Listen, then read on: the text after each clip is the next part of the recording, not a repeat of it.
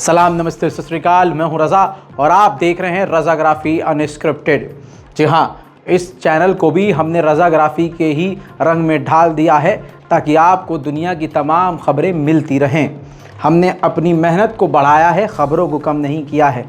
आप इस बात के गवाह हैं। स्वागत है आपका हमारे अंतर्राष्ट्रीय प्राइम टाइम रिपोर्ट में, यानी इंटरनेशनल प्राइम टाइम में आपका स्वागत है।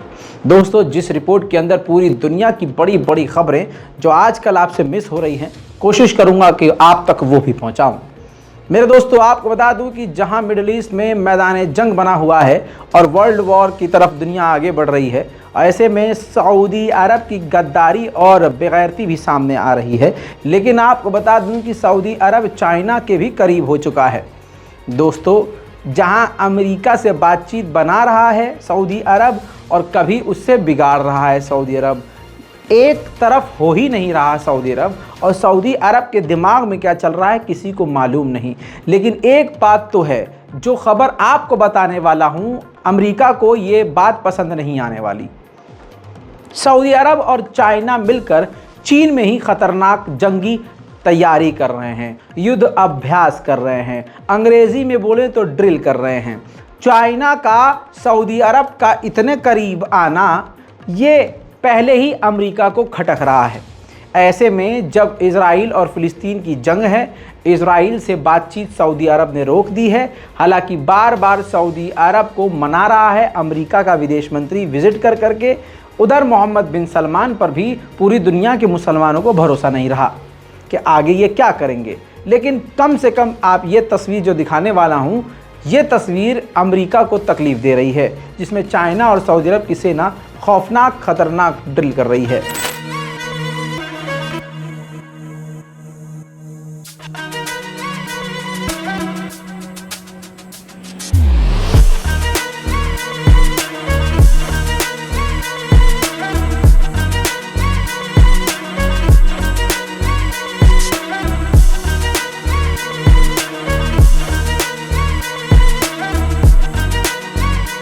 मेरे दोस्तों, आपको बता दूं कि अभी एक रिपोर्ट जारी करी थी अमेरिका ने, जिसमें अमेरिका ने बताया था कि बड़ी ही तेज़ी से चाइना अपनी न्यूक्लियर पावर को बढ़ा रहा है। ये बात भारत के लिए भी खतरे वाली बन चुकी है। ये बात सभी जानते हैं, इसमें कुछ ढकी छुपी बात नहीं है।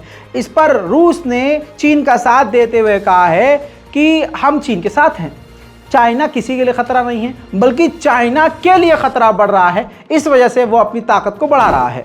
हालांकि अमेरिका से बातचीत करने को चाइना तैयार है।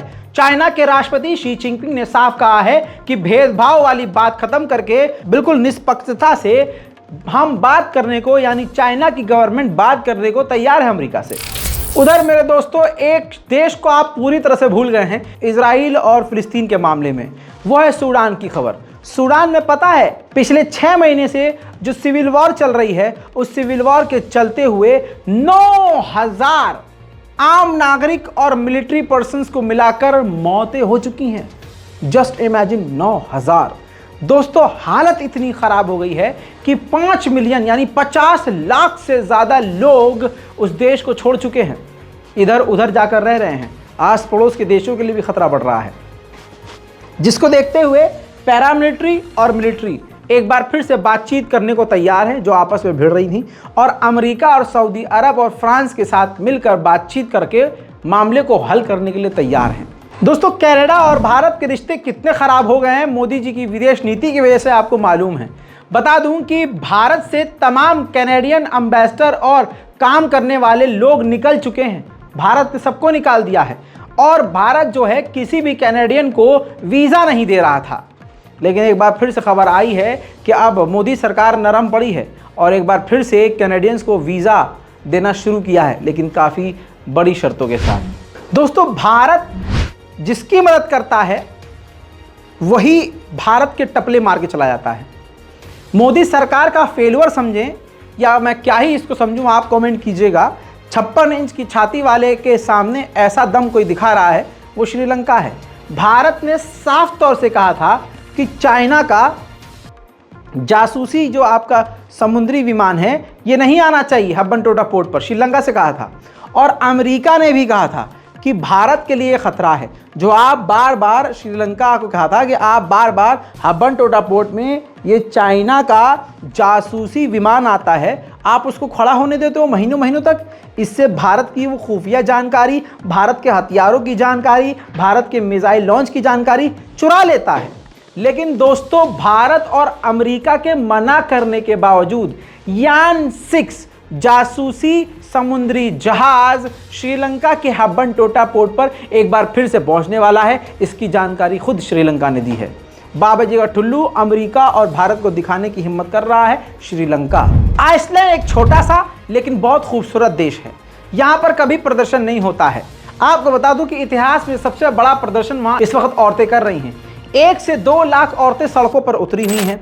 इनकी डिमांड यह है कि इनको मर्दों जैसे राइट्स नहीं है, मर्दों को जो हक है वो हक इनको नहीं दिया गया है। तो जो हक मर्दों को है वो हक इनको दिया जाए। अपने हक के लिए लड़ रही हैं और जोरदार प्रदर्शन चल रहा है। अल्लाह जाने इनको कौन सा हक चाहिए। अंग्रेज वैसे भी इतनी आगे हैं, लड़की लड़की से ब्याह कर रही है, लड़का लड़के से ब्याह कर रहा है, लड़कियों को सारे अधिकार मिले हुए हैं। लड़की क्या नहीं कर रही, बिना शादी के किसी भी लड़के के साथ रह लेती है।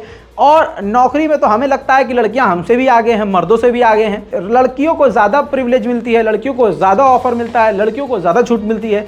दुनिया के सामने ये तमाम चीज़ें मौजूद हैं, लेकिन पता नहीं लड़कियों को क्या चाहिए। दोस्तों, आप खुद भारत में देख लीजिए, महिलाओं की अगर बात करें तो एक गरीब आदमी खेत बेचकर अपनी बीवी को पढ़ाता है, वो फरार हो जाती है किसी और के साथ। ऐसा ही एक और मामला आप सुन चुके हैं, सब कुछ बेच बाच के लड़का जो है अपनी पत्नी को पढ़ाता है, वो कलेक्टर बन जाती है, उसका चक्कर कहीं और चल जाता है, मुंह पे लात पड़ जाती है पति कहीं।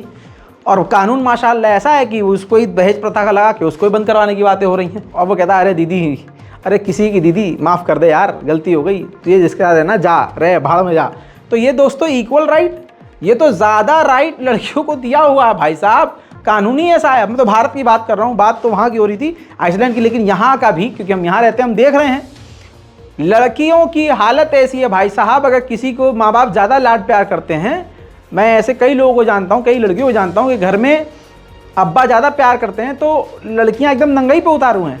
क्लब में जाएंगी, क्लब में नौकरी करेंगी, दारू भी पिएंगी, ठीक है। बाप को पता भी चल गया तो बाप बेचारा करेगा क्या, लड़कियों को घर से निकाल नहीं सकते। तो वो भी बड़ी इक्वल राइट की बात करती है, अरे नहीं नहीं नहीं, लड़के ये काम करते तो हम भी क्यों। तो मतलब अब ये नंगाई हो रही है कि जो भगवान ने, ईश्वर में, प्रकृति ने, अल्लाह ने जो मर्द और औरत के बीच फ़र्क बनाया है, ये ससुरे उसी को ख़त्म करना चाहते हैं। अरे भाई, तो अब और क्या राइट चाहिए? अब आदमी बच्चा पैदा करे हैं, चाहिए, समझ में नहीं आ रहा चाहिए क्या औरत को यार, अरे चाहिए क्या औरत को। रूस के डिफेंस मिनिस्टर ने कहा है कि हमें अपने सरकार के द्वारा ऐसे हथियार मिले हैं कि हमने उन्हीं हथियार का इस्तेमाल करके हमने यूक्रेन के 24 फाइटर जेट को मार गिराया है। 24 फाइटर जेट, बड़ी बात है। Сбили 24 самолета за 5 дней.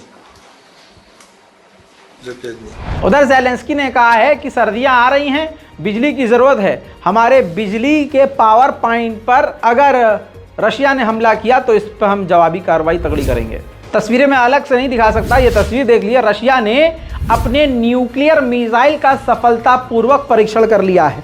अमेरिका जहां फिलिस्तीन का नरसंहार करने में व्यस्त है, उधर पीछे से रशिया ने अपने बॉम्बर, परमाणु बॉम्बर को भी उड़ाया। 2 खबरें हैं, अपनी मिसाइल, परमाणु मिसाइल का टेस्ट भी किया है जो सक्सेसफुल हुआ है, साथ ही अपने परमाणु बॉम्बर को भी उड़ाया है। देखिए, खौफनाक खबर तो यह है, ये देखिए, यूक्रेन के न्यूक्लियर पावर प्लांट के पास खतरनाक हमला हुआ है। अब हमला कोई और तो करेगा नहीं कि हाँ हमास वाले यहाँ हमला कर रहे हैं, फिलिस्तीन वाले यहाँ, नहीं, यहाँ रशिया के अलावा कौन हमला कर सकता है। आर्मीनिया मौके का फायदा उठा रहा है। आर्मीनिया के प्रधानमंत्री निकोल पाशियान ने कहा है कि हमें अब ज़रूरत नहीं लगती है कि रशिया के बेस हमारे आर्मीनिया में हो, क्योंकि आर्मीनिया से जो रशिया ने वादा किया था वो पूरा नहीं कर पाए हैं वो, इस वजह से हम नया पार्टनर ढूंढ रहे हैं। रशिया को तगड़ा झटका।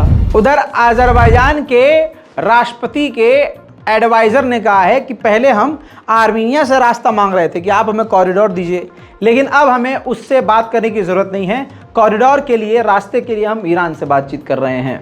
दोस्तों, ईरान ने सख्त कदम उन महिलाओं के खिलाफ, सुपरस्टार जो ईरान में एक्ट्रेस हैं, उनके खिलाफ उठाया है। 12 ऐसी महिला एक्ट्रेस हैं, कलाकार हैं, जिनको अब ईरान की फिल्म में या किसी भी फिल्म में काम करने पर पाबंदी लगा दी है।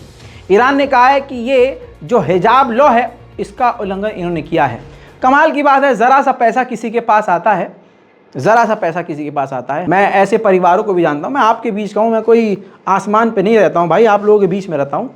ऐसे मैं नाम नहीं ले सकता हूँ, लेकिन मैं जानता हूँ, मैंने आसपास देखा है कि एक परिवार जो काफ़ी गरीब है और हर मेंबर नमाजी है।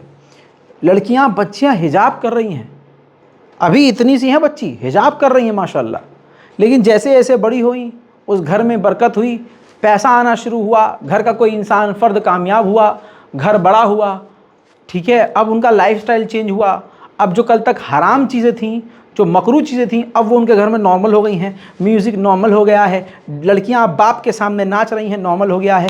बर्थडे घर में सेलिब्रेट कर रहे हैं, पीछे जो है गाना बज रहा है, बाप के साथ वीडियो बन रही है, लड़की जो है नाच रही है, जिस्म खुला हुआ है, सर पर दुपट्टा नहीं है, मतलब तो पता नहीं ये क्या हो गया है कि ज़रा सा कोई फेमस हो जाए।